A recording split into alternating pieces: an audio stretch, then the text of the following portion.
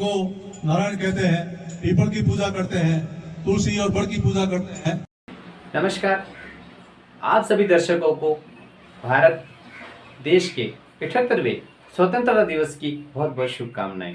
Baleshwar the stone city channel पर आप सभी का हार्दिक अभिनंदन, हार्दिक स्वागत। तो चलिए शुरू करते हैं। अगर आपने हमारे चैनल को अभी तक सब्सक्राइब कर दिया है तो दो धन्यवाद। अगर आपने अभी तक सब्सक्राइब नहीं किया है तो आप हमारे चैनल को सब्सक्राइब जरूर करें ताकि हम महत्वपूर्ण बातें आप तक पहुंचा सके। बालेश्वर उपखंड स्तरीय स्वतंत्रता दिवस समारोह में आज उपखंड अधिकारी श्री रामजी भाई कलवी ने ध्वजारोहण कर कार्यक्रम का शुभारंभ किया।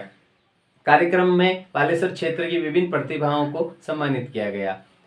समारोह के संबोधन में शेरगढ़ विधायक श्री बाबू सिंह राठौड़ ने सभा को संबोधित करते हुए शहीदों को याद किया और अपने देश के प्रति हम सब नागरिकों के कर्तव्यों के बारे में चर्चा करते हुए उन्होंने प्रधानमंत्री श्री नरेंद्र मोदी द्वारा अभी जो अभियान है एक पेड़ माँ के नाम, उसकी विस्तृत चर्चा की और पर्यावरण के प्रति जागरूकता का संदेश दिया। वहीं बाबू सिंह राठौड़ ने कहा कि हर व्यक्ति को अपने जीवन में एक पेड़ अवश्य लगाना चाहिए।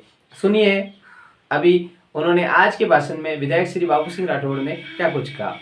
इस मुबारक शुभ मौके पर हम हमारे उन योद्धाओं को, हम हमारे उन पूर्वजों को, हम हमारे उन शहीदों को सच्ची श्रद्धांजलि देते हैं और देना भी चाहेंगे कि जिन्होंने हमें आज़ाद हिंदुस्तान दिया, उनकी बदौलत आज हम आज़ादी में जी रहे हैं। ये बात सही है कि कहा भी गया कि पग पग सूरा देवली, पग पग सतिया थान, मन डर पे रंग मेलता, रंग है राजस्थान।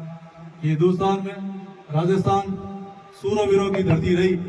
राजस्थान का योगदान इस देश की आज़ादी में रहा और खास तौर से मैं कहना चाहूंगा कि पूरे हिंदुस्तान में ये पहला विधानसभा क्षेत्र शेरगढ़ है जिसमें यहाँ की वीरांगना माताओं ने ऐसे जांबाज वीरों को जन्म दिया।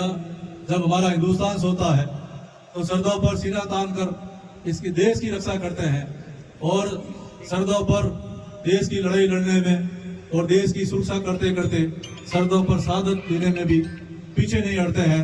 इसलिए हमारा विधानसभा क्षेत्र गौरव सेनानी विधानसभा क्षेत्र है, इसमें सबसे ज्यादा गौरव सेनानी हुए हैं। इसलिए हम केवल अकेले प्रधानमंत्री जी इस विकसित भारत के सपने को साकार नहीं कर सकते, उनको हम सबके सहयोग की जरूरत है। इसलिए उन्होंने 3-4 आह्वान हमारे देशवासियों से किया है कि जिस प्रकार से हमारे पड़ोसी दुश्मन देश गिद्ध नजरें गड़ाए हमारे देश पर अभी भी है कि कैसे भी करके हिंदुस्तान को कमजोर करें। आने वाले समय में हिंदुस्तान का युवा बड़ा विद्वान भी है, होशियार भी है और ज्ञानी भी है। इसलिए एक बार अमेरिका के राष्ट्रपति बराक ओबामा ने अपने युवाओं को संबोधित करते हुए कहा था कि अमेरिका के युवाओं जाग जाओ, नहीं तो ये हिंदुस्तान की प्रतिभाएं और नौजवान युवा आगे आ रहे हैं जो पूरे विश्व में छा जाएंगे और उनका एकाधिकार पूरे विश्व। जिस दिन 56% तापमान हो जाएगा उस दिन जीना दुर्बल हो जाएगा, लोगों को हैजा होगा और गर्मी की वजह से लोग काल कल्पित होने से भी नहीं पीछे रहेंगे। इसलिए इस चुनौती को हमको सबको स्वीकार करना है और प्रधानमंत्री का आह्वान है, हमारी माँ जिसने हमको जन्म दिया है, जिसने हमको ये संसार दिखाया है, उनकी याद को हम अमर करें, चिरस्थायी करें। इसके लिए एक पेड़ माँ के नाम से लगाएं और माँ की याद को हम हमेशा हमेशा के लिए अमिट बनाएं।